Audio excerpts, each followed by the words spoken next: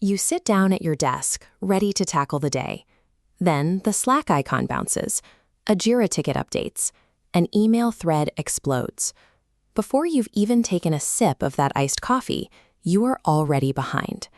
The prevailing wisdom of hustle culture tells us the solution is to process these inputs faster. If you can only achieve the mythical inbox zero and squeeze every drop of efficiency out of your schedule, you will finally gain control of your workday. But clearing your inbox faster just signals to everyone else that you are available to do more work. Reacting quickly simply generates an equal and opposite reaction of new requests. You aren't finishing the race, you are spinning a hamster wheel at a higher RPM. Our default operating system prioritizes hyper-responsiveness over actual output.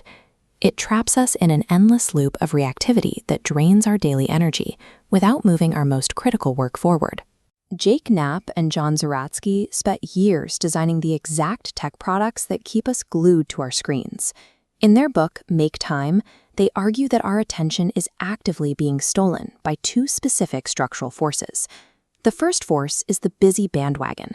This is the cultural expectation that a stuffed calendar and a frantic pace are the ultimate proof of your professional value. It demands that you fill every available minute reacting to other people's priorities. The second force is what they call infinity pools. These are the frictionless apps engineered to deliver endless, constantly refreshing streams of content. Whenever the busy bandwagon exhausts you, an infinity pool is right there, ready to devour whatever scrap of attention you have left. Caught between the demands of constant busyness and the lure of endless entertainment, your cognitive bandwidth is actively being cannibalized. Regaining that lost ground requires a complete update to how you manage your daily behavior. To overwrite that reactive default, the authors built a daily framework. This diagram shows the system looping through 4 phases: highlight, laser, energize, and reflect. It hinges on the very first step, selecting exactly one daily highlight to prioritize above all else. A well-chosen highlight is a single, meaningful task that requires about 60 to 90 minutes of unbroken attention. Whether it is drafting a project proposal or spending quality time with your family, it is the one thing you commit to protecting at all costs.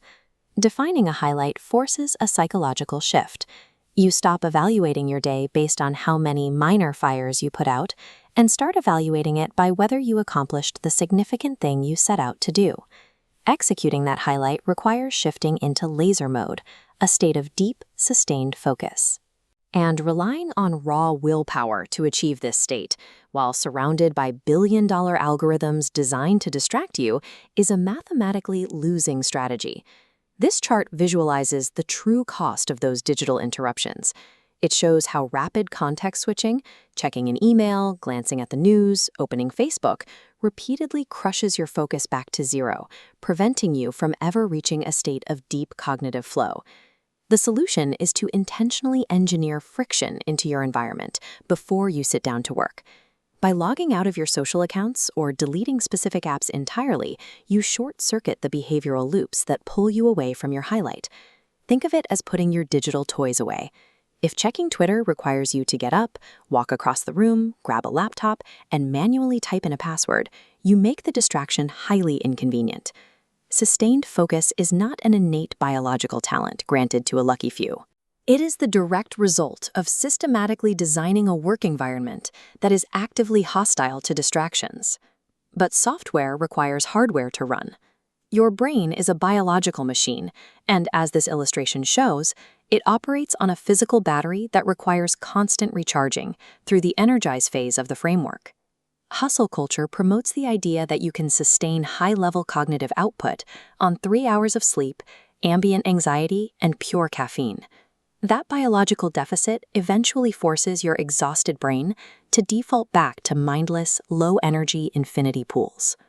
To generate the battery power required for laser mode, you have to prioritize the physical inputs our bodies evolved to meet. That means securing real sleep, eating nutritious food, and engaging in actual kinetic movement. Taking care of your body is not a secondary wellness goal.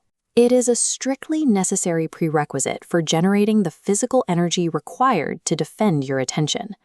Installing this framework does not guarantee you will execute every day with robotic flawlessness.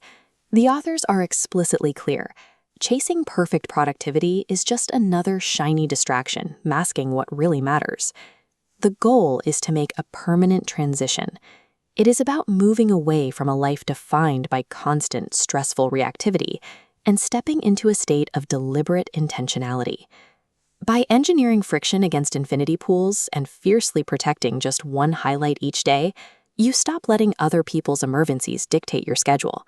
You reclaim your cognitive bandwidth for the things you actually care about.